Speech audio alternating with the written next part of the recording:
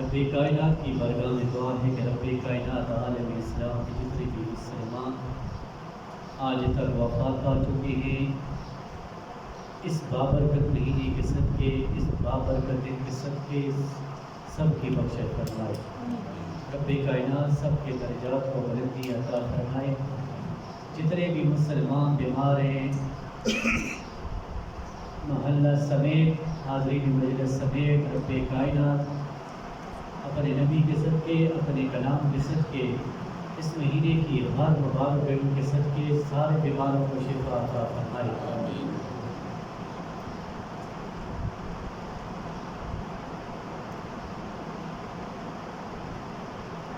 سامعین کرام، ہمارے دل و دماغ میں یہ بات چل رہی ہے ابھی کہ آج جمعۃ الوداع ہے۔ کل سے چلی آج چل رہی ہے کہ آج جمعۃ الوداع ہے۔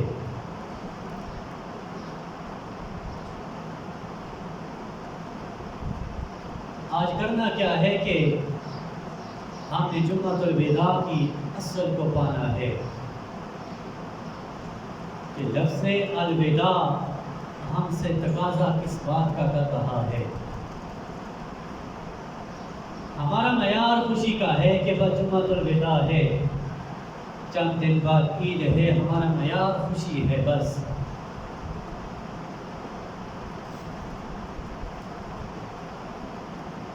اب رب کائنات نے امت مصطفیٰ کو رمضان کا مہینہ عطا فرمایا، پھر اس میں خاص عبادات عطا فرمائی، پھر رب نے اس آخری حشرے کے اندر امت مصطفیٰ کو وہ تحفہ عطا فرمایا۔ اس سے پہلے 1,24,000 انبیاء کی امتیں آئیں، لیکن اللہ نے جو تحفہ خاص رمضان کے اندر اس آخری عشرے میں امت مصطفیٰ کو عطا فرمایا، 1,24,000 امتوں میں سے کسی ایک کو بھی عطا نہیں فرمایا۔ اب یہاں بات قابل غور یہ ہے، بات چاہت کی ہے اور بات چاہنے کی ہے۔ ایک دوست دوسرے دوست کو کوئی تحفہ دینا تو بہت خوش ہوتا ہے کہ میرے چاہنے والے نے مجھے یہ تحفہ دیا۔ توجہ کیجئے گا کہ وہ خوش ہوتا ہے کہ میرے چاہنے والے نے مجھے تحفہ دیا۔ اے بندے، ایک منٹ کے لیے غور تو کر ذرا، یہ تو دنیا ہے، اس کے چاہنے پہ تو اتنا خوش ہو رہا ہے، اس کے دینے پہ تو اتنا خوش ہو رہا ہے، تو جس خدا نے تجھے اپنے ہاتھوں سے بنایا، جو خدا تجھ سے 70 ماؤں سے زیادہ پیار کرتا ہے، ذرا اس کی چاہت کا خیال کر کہ تو بندے کی چاہت پہ اتنا خوش ہوا کہ جس نے تجھے بنایا، جس نے تجھے ماں باپ کا عظیم تحفہ دیا، پھر اس رمضان کے اندر رب نے تجھے اتنا عظیم تحفہ دیا، پھر ساری کائنات سے بڑھ کے تیری چاہت، تیری محبت کا تقاضا یہ ہے، تیری محبت کا دعویٰ یہ ہے کہ تو رب کے تحفے کا خیال کر۔ پھر دیکھیں نا میرے دل میں کیا ہے، آپ کے دل میں کیا ہے۔ آپ نہ بھی بولے، وہ جانتا ہے، وہ جانتا ہے، لیکن وہ پھر بھی چاہتا ہے کہ تم مجھ سے مانگو، وہ پھر بھی چاہتا ہے کہ تم مجھ سے مانگو۔ اس کا یہ جانا بندوں سے محبت کا اظہار کرنا ہے، وہ پھر بھی چاہتا ہے کہ مجھ سے مانگو۔ اب آئیں، رب کائنات نے آخری عشرہ رکھا، آخری عشرے میں امت مصطفیٰ کو رب کائنات نے لیلۃ القدر جیسی نعمت عطا فرمائی۔ عظیم رات اللہ نے عطا فرمائی۔ یہ رات اتنی بابرکت ہے، اتنی عظمت والی ہے۔ یہ رات بخشش و مغفرت کی رات ہے، یہ رات توبہ استغفار کی رات ہے، یہ رات عبادت و ریاضت کی رات ہے، اور یہ رات اگر کوئی گناہ میں لتھڑ چکا ہے، پاؤں سے لے کر سر تک ڈوب چکا ہے، گناہ میں ڈوب چکا ہے، لیکن خدا پہ ایمان ہے، خدا کی وحدانیت کے اوپر ایمان ہے، مصطفیٰ کے قول پہ ایمان ہے، ڈوب چکا ہے سر کے بالوں تک، لیکن رب کی بارگاہ میں آ گیا، سچے دل سے توبہ کر لی، رب نے فرمایا میں نے تجھے ایسے کر دیا جیسے تیری ماں نے تجھے آج ہی جنم دیا ہو۔ عرض کی مولا تو نے اس رات کو اتنی عظمتوں سے نوازا، اس رات کو اتنی فضیلتوں سے نوازا، اس رات کو اتنے انعامات سے نوازا، آخر کیوں؟ بات اسی سے آگے چلے گی۔ مولا تو نے اس رات کو اتنی عظمتوں سے نوازا، اتنی شان سے نوازا، آخر کیوں؟ وجہ کیا ہے؟ رب نے فرمایا اِنَّا أَنزَلْنَاهُ فِي لَيْلَةِ الْقَدْرِ، یہ رات اتنی عظمتوں والی اس لیے ہے، اس رات رب کائنات نے اپنے قرآن مجید کا نزول فرمایا۔ اب نزول قرآن کی وجہ سے یہ رات اتنی عظمتوں والی ہو گئی۔ بات مشکل نہیں ہے، بات آسان ہے۔ قرآن کے نازل ہونے کی وجہ سے یہ رات اتنی عظمتوں والی ہو گئی کہ لیلۃ القدر خیر من الف شہر کی فضیلت رکھتی ہے، کہ لیلۃ القدر کی عبادت کی، لیلۃ القدر کی رات عبادت جو ہے 1000 مہینوں سے بڑھ کر ہے۔ اب آپ ذرا ایک لمحے کے لیے 2-3 نوجوان یہ گنے کہ 1000 مہینے کتنے سالوں میں بنتے ہیں؟ ایک سال میں کتنے مہینے بنے؟ 12۔ اب 1000 مہینے کتنے سالوں میں بنیں گے؟ یہ کوئی 2 سوچیں، سارے نہ سوچیں، باقیوں کی توجہ میری طرف، 2 کوئی سوچیں۔ یہ رات خیر من الف شہر کی فضیلت رکھتی ہے، اس ایک رات کی عبادت 1000 مہینوں سے بڑھ کر ہے۔ اب توجہ میری طرف، ارے جس قرآن کی نسبت کی وجہ سے یہ ایک رات 1000 مہینوں سے بڑھ کے ہوگی ہی، اب آئیں اس قرآن سے پوچھیں اے قرآن بتا کہ تیری حقیقت کیا ہے؟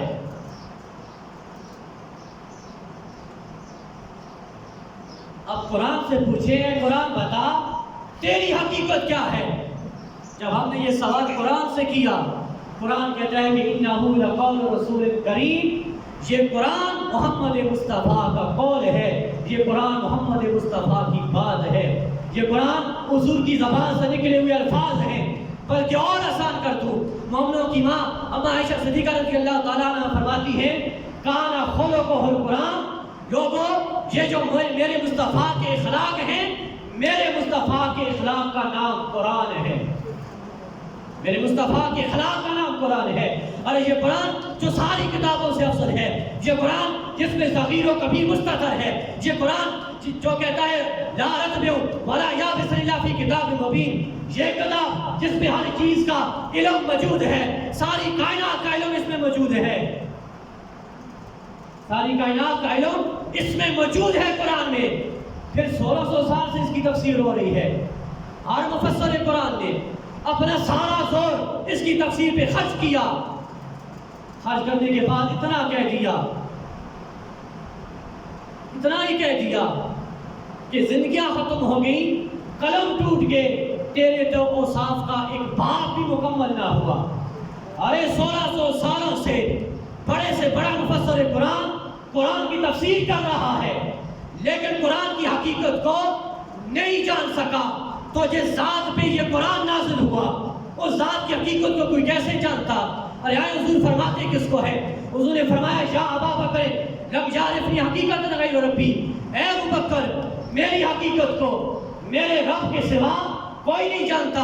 حضور فرماتے ہیں ابو بکر سے، کون ابو بکر؟ جس نے صبح بھی حضور کے ساتھ گزاری، جس نے دن بھی حضور کے ساتھ گزارے، جس نے شام بھی حضور کے ساتھ گزاری، جس نے راتیں بھی حضور کے ساتھ گزاری، جو چلا تو حضور کے ساتھ، جو بیٹھا تو حضور کے ساتھ، جو نکلا تو حضور کے ساتھ، زندگی کا ایک ایک پل، زندگی کا ایک ایک لمحہ سیدنا صدیق اکبر نے حضور کے ساتھ گزارا۔ ارے پھر وہ پل بھی گزارا، زندگی کا کوئی اتنا حسین پل سیدنا صدیق اکبر رضی اللہ تعالیٰ عنہ نے اپنے آقا کے ساتھ گزارا۔ اللہ نے اس حسین پل کا ذکر اپنے قرآن میں کر کے پھر سیدنا صدیق اکبر کو رب کائنات نے نفس صحابی سے یاد فرمایا۔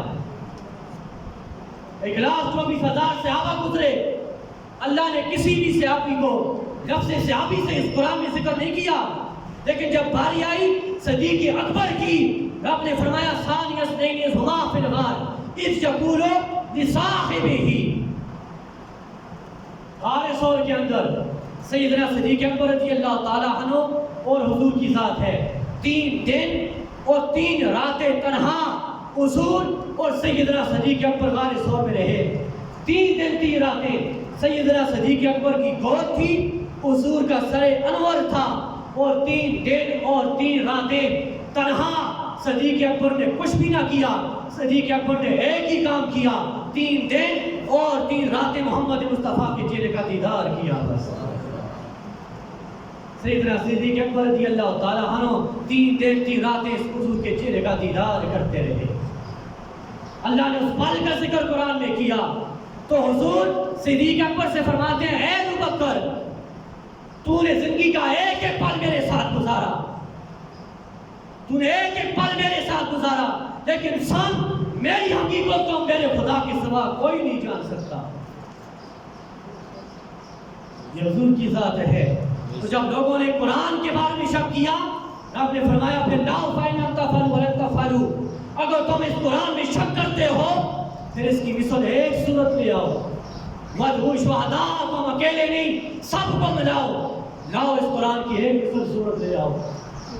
تم نہیں لا سکے، تم نہیں لا سکتے ہو۔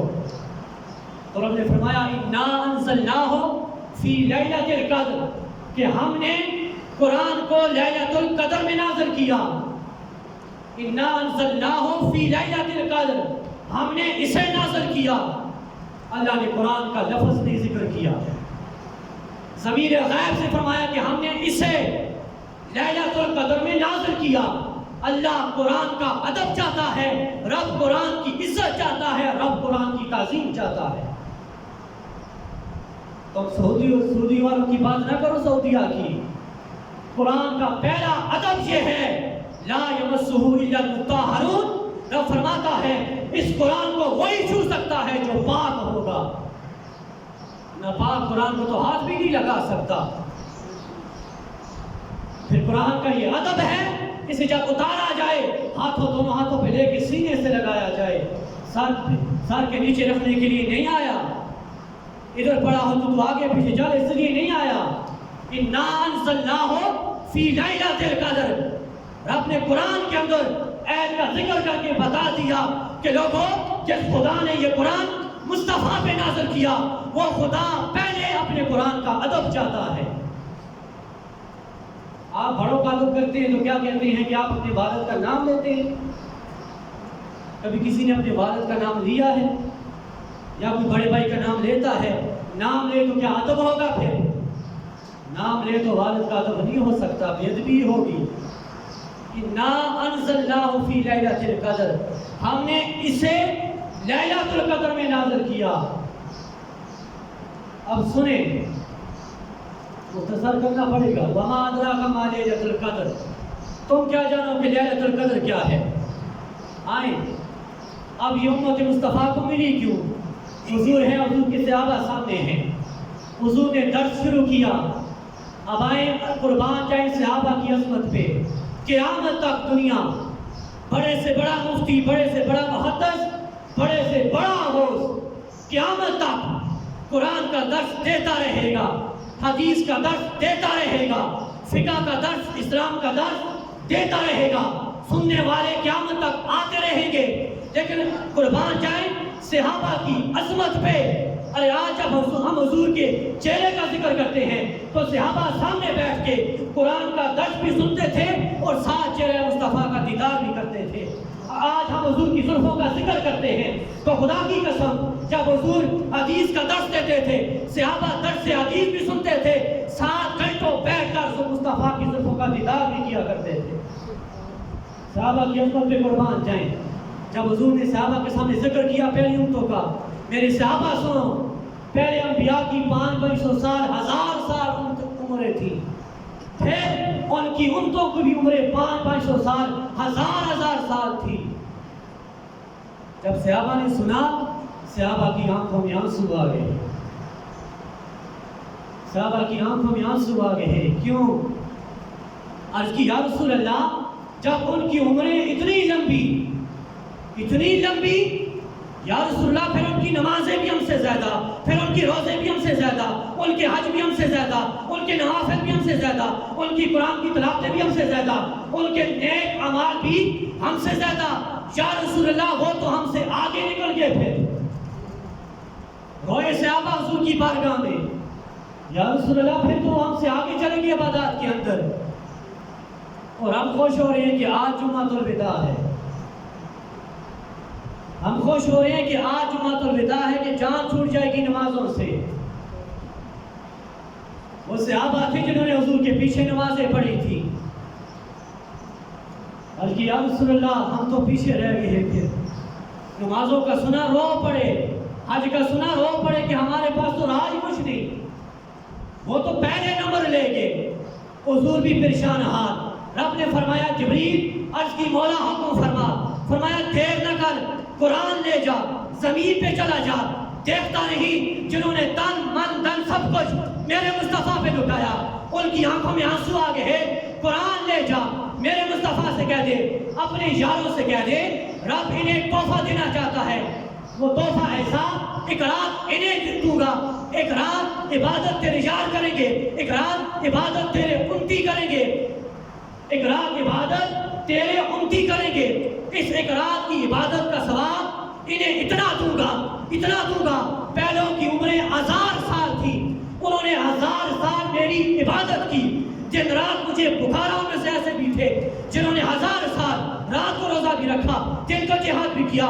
1000 سال میرے آگے سر رسول پیٹ رہے, 1000 سال مجھے یاد کرتے رہے.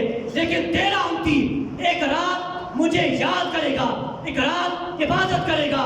میں پہلوں کی 1000 سال عبادت سے بڑھ کر ایک رات کا ثواب تیری امت کو عطا فرما دوں گا. ایک رات کا ثواب تیری امت کو عطا فرما دوں گا. 1000 دنوں کا حساب لگا یا نہیں؟ ابھی لگا. کتنے سالوں میں بنتے ہیں 1000 مہینے؟ ایک سال میں کتنے مہینے ہوئے؟ 12. لگاؤ 1000 سال, 1000 مہینے کتنے سالوں میں بنیں گے؟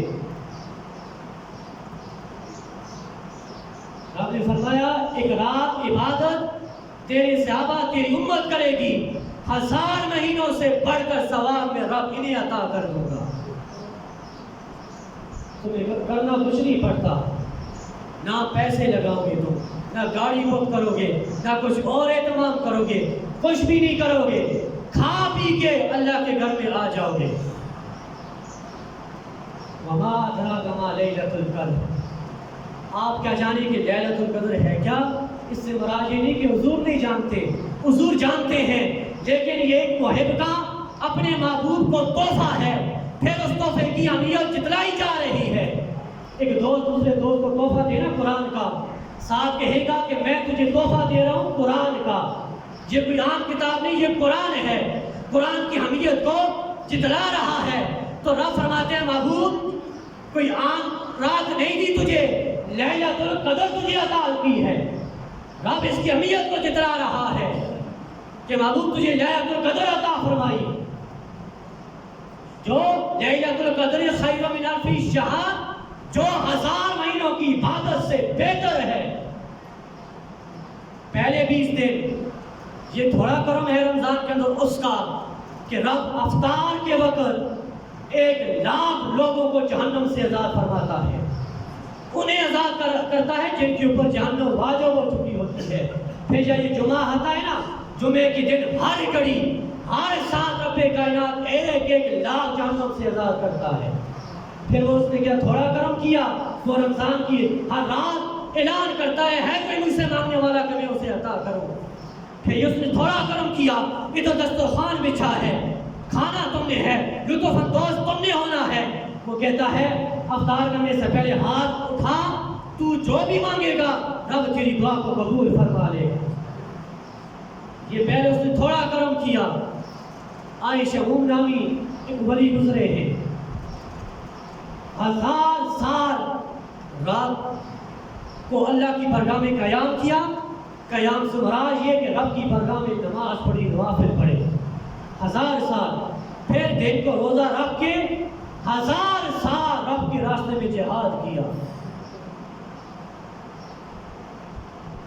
حضور نے ذکر کیا, رش آیا صحابہ کو, یا رسول اللہ اتنا اللہ کا عبادت گزار, 1000 سال روزہ بھی رکھا, راتوں کو قیام بھی کرتا رہا, جہاد بھی کرتا رہا. اس کی وجہ سے اسلام آگے بڑھا. اس نے اسلام کی اشاعت کی. جو غیر مسلم تھے انہیں کہا اس کو روکو, اس کا عمل ہی ایسا ہے کہ جس کو اسلام کی دعوت دیتا ہے وہ کلمہ پڑھنے لگ جاتا ہے. بیوی کو رقم پہ مادہ کیا, تم اس کو باندھ, ہم اسے قتل کریں گے. 2 بار ناکام ہوئی, تیسری بار نہ نکل سکے. دشمنوں نے مارا, آنکھیں بھی نکالی, ہاتھ بھی کاٹے. رب بڑا غیرتی ہے. جب اس کے محبوب بندوں میں کوئی بات آئے نا, پھر وہ بڑا غیرتی ہے. اس کی بیوی پہ کار خداوندی نازل ہوا. صحابہ نے عرض کی یا رسول اللہ اتنا اللہ کا محبوب ہے, 1000 سال روزہ بھی رکھا, قیام بھی کرتا رہا, نوافل بھی پڑھتا رہا, جہاد بھی کرتا رہا, موت بھی اس پہ دردی کے ساتھ آئی. یا رسول اللہ اس جیسا کوئی مقام پا سکتا ہے, اس جیسی کوئی فضیلت پا سکتا ہے؟ صحابہ پریشان, صحابہ کی آنکھوں میں آنسوں کی لڑی جاری ہوئی. رب کائنات نے سورہ قدر کا نزول فرما دیا. رب نے فرمایا مصطفیٰ یہ کیوں پریشان ہوتے ہیں؟ اس دنوں نے رش کیا اس کی عبادت پہ, یہ رش کرتے ہیں اس پہ. اس نے اتنی عبادت کی, اتنے روزے رکھے. اگر یہ رش کرتے ہیں تو اپنے مقدر پہ کرے, رش کرتے ہیں تو تیری امت اپنے مقدر پہ رش کرے. اس نے تو 1000 سال عبادت کی, اس نے مجاہدہ بھی کیا, اس نے جہاد بھی کیا, اس نے روزے بھی رکھے, اس نے قیام بھی کیا, اس نے تلاوت بھی کی, اس نے سجدہ بھی کیا. 1000 سال کے بعد پھر اسے مقام ملا. لیکن تیری امت میں سے میرا بندہ لیلۃ القدر کی ایک رات میری بارگاہ میں قیام کرے, میرا وعدہ ہے میرا اس سے گناہ سے پاک و صاف کر دوں گا. من قام لیلۃ القدر ایمانا و احتسابا غفر له ما تقدم من ذنبه. حضور نے فرمایا جس نے ایمان اور ثواب کی نیت سے لیلۃ القدر کی رات قیام کیا, وہ گناہوں سے ایسا جیسے اس کی ماں نے اسے آج ہی جنم دیا ہو. ان اللہ وهب لامتی لیلۃ القدر. حضور نے فرمایا لیلۃ القدر اللہ نے فقط میری امت کو عطا فرمائی ہے. یہ عظیم تحفہ اللہ نے میری امت کو عطا فرمایا. پھر اس عظیم تحفے کی قدر بھی کرنی ہے, پھر اس عظیم تحفے کی قدر بھی کرنی پڑے گی. اور پھر قدر سو کر نہیں, دوستوں کی محفل میں بیٹھ کر نہیں ہوگی, آنا پڑے گا رب کی بارگاہ میں. 1000 مہینوں کی عبادت پانی ہے 1-2 گھنٹوں کے اندر. یہ دیکھیں نوجوانوں کی موت ہمارے سامنے ہوئی. پچھلے سال 4 نوجوان آنکھوں کی سامنے دنیا سے گئے. رمضان نہیں ملا انہیں.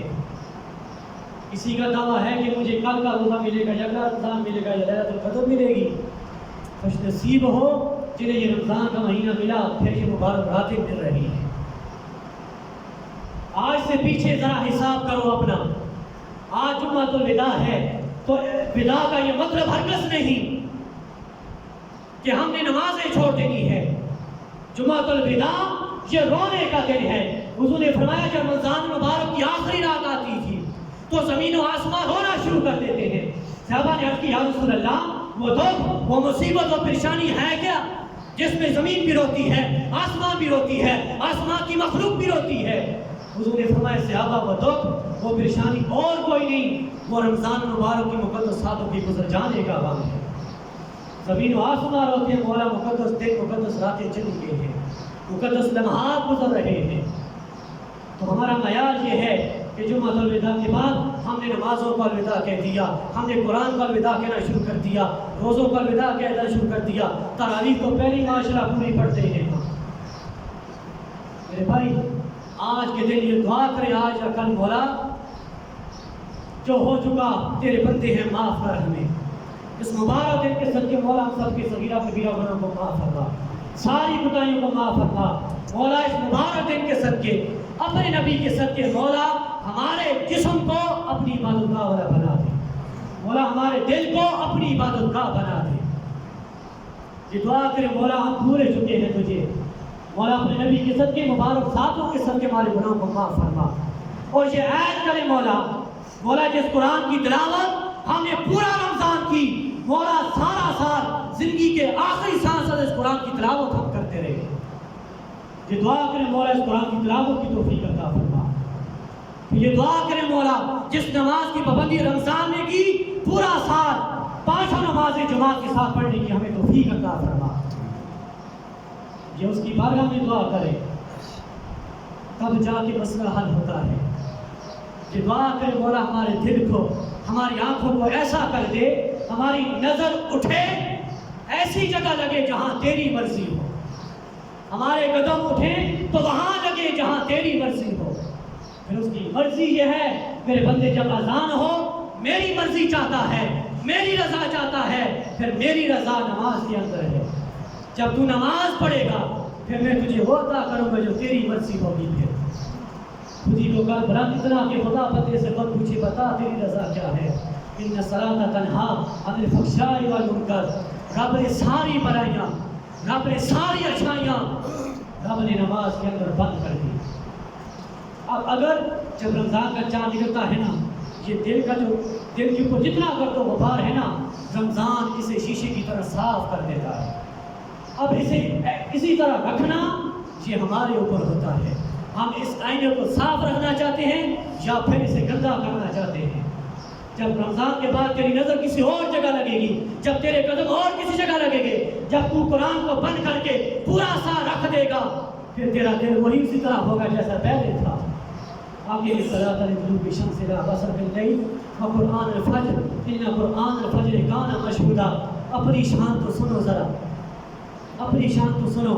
یہ تو جب قرآن کھولتے ہو نا صبح, یہ تو زمین پہ قرآن کی تلاوت کرتے ہو, رب کائنات کے نوری فرشتے آ کے تمہاری تلاوت کو سماعت فرماتے ہیں. آئے اب بھی وقت ہے کہ رب کی بارگاہ میں آنسو بہا لیں. وقت اب بھی ہے کہ ہم خود کو رب کی مرضی کے مطابق کر لیں. آج سے پہلے نمازیں رہی, تراویح رہی, اپنے ساتھ زیادتی کی, کسی کے ساتھ زیادتی نہیں کی, اپنے ساتھ ظلم کیا. وقت اب بھی ہے, وہ اس کی پکار اب بھی ہے کہ توبوا الی اللہ توبۃ نصوحا. اس کی چاند کو دیکھو وہ کتنی محبت فرماتا ہے, اس کی محبت کی ایک جھلک دیکھو. حضور نے فرمایا حدیث قدسی فرماتا ہے اے میرے بندے تو اس حال میں مجھ سے ملے, اس حال میں مجھ سے ملے کہ تیرے گناہوں سے ساری زمین بھر جائے, اس حال میں مجھ سے ملے کہ تیرے گناہوں سے ساری زمین بھر جائے. تو میری بارگاہ میں آ کے سچی توبہ کرے, مجھے اپنے عزت و جلال کی قسم میرا بخشش کی بڑی ہوئی زمین کے ساتھ تیری طرف توجہ فرماؤں گا. لیکن شرط یہ ہے یا ایھا الذین آمنوا توبوا الی اللہ توبۃ نصوحا. اے ایمان والو رب کائنات کی بارگاہ میں سچی توبہ نصوحا مانگو. توبہ نصوحا اس کو کہتے ہیں نا, ایک بار آپ دودھ دھوئے نا بکری کا, گائے کا, بھینس کا, جب دودھ نکل چکا ہوتا ہے نا پھر واپس کبھی نہیں جا سکتا دودھ, واپس پستان کے اندر, استھان کے اندر دودھ نہیں جا سکتا. جب بندہ مومن کسی گناہ سے توبہ کرے, سچی توبہ کرے, موڑ کے وہ گناہ نہ کرے, اس کو کہتے ہیں توبہ نصوحا. تو آئے رب کائنات کی بارگاہ میں گڑ گڑا کر, آنسو بہا کر, رو کر اپنے گناہوں کی معافی مانگے اور پھر دعا کرے مولا یہ کرونا وبا ہے مولا تو جانتا ہے, یہ آزمائش ہے تو مولا ساری انسانیت کو اس آزمائش سے نجات عطا فرما. بیماریاں تو اور بھی طرح طرح کی ہیں لیکن یہ لیلۃ القدر کی مبارک رات ابھی رہتی ہے, ساتھ تسبیح ہم پڑھی رہتی ہے. اس عظیم تحفے کی قدر کر لیں, جب قدر کرو گے تو اس کا پھل خود ہی پاؤ گے. رب نے عظیم تحفہ دیا, اس سے آگے بات ہو سکتی ہے. یہ بیان ہو چکا ہے. رب کائنات کی بارگاہ میں دعا ہے کہ رب کائنات ہم سب کو اسی طرح